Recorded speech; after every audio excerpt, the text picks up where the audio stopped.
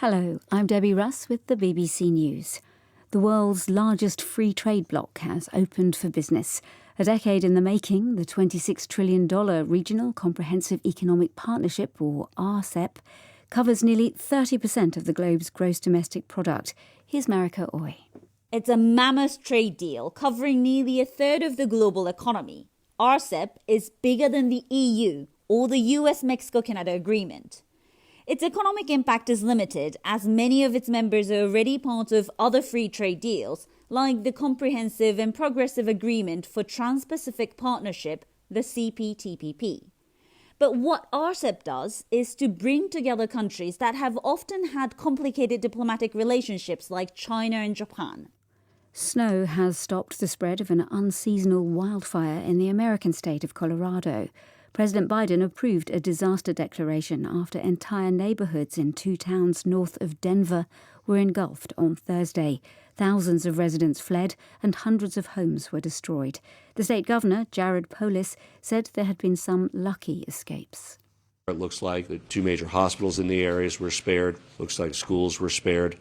And we might have our very own New Year's miracle on our hands if it holds up that there was no loss of life. We know that many people had just minutes to evacuate, and if that was successfully pulled off by all the affected families, that's really quite a testimony to preparedness and emergency response.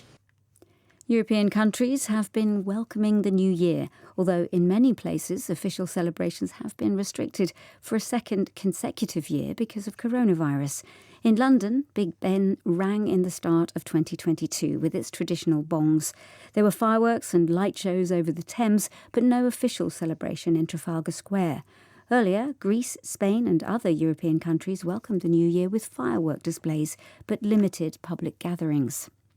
A new law banning plastic packaging on most fruit and vegetables has come into effect in France. President Macron called it a real revolution and said it showed the country's commitment to phasing out single-use plastics. China has officially established diplomatic relations with Nicaragua and opened its embassy in Managua. The Central American government recently cut ties with Taiwan. Nicholas Rocha reports. China, which considers Taiwan part of its territory, has in recent years been luring Taipei's diplomatic allies in Central America, including Panama, El Salvador and the Dominican Republic, to further isolate the island on the international stage.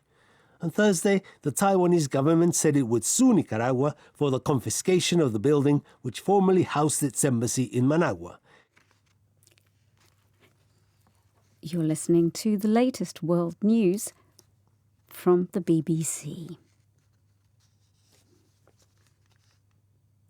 The head of the Transitional Military Council in Chad says national talks on a return to civilian rule will begin on February the 15th.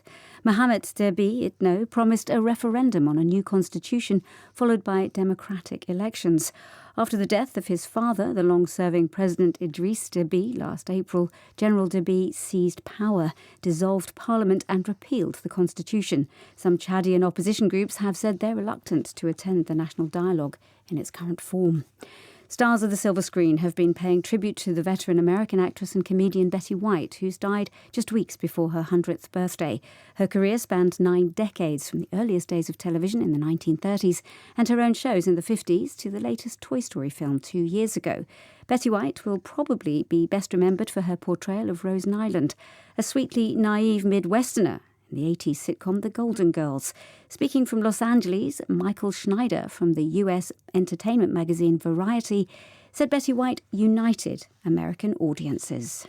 In a country that feels so divided these days, one of the few things we can all agree on is that Betty White made everything better. If you knew she was going to be in a film or a TV show, even as a guest star on something, she won Emmys for guest starring on television shows. That's how great her presence was. And I think everyone just had an extra smile on their face when they saw that Betty White was going to be involved in something. Queen Elizabeth is to bestow a knighthood on the former British Prime Minister Tony Blair. He headed the Labour government for a decade from 1997 and now becomes a Knight Companion of the Most Noble Order of the Garter, the most senior order of chivalry. In Britain's separate New Year's honours list, many people have been recognised for their work in the pandemic. The chief medical officers for England, Scotland and Wales have been knighted. That's the latest BBC News.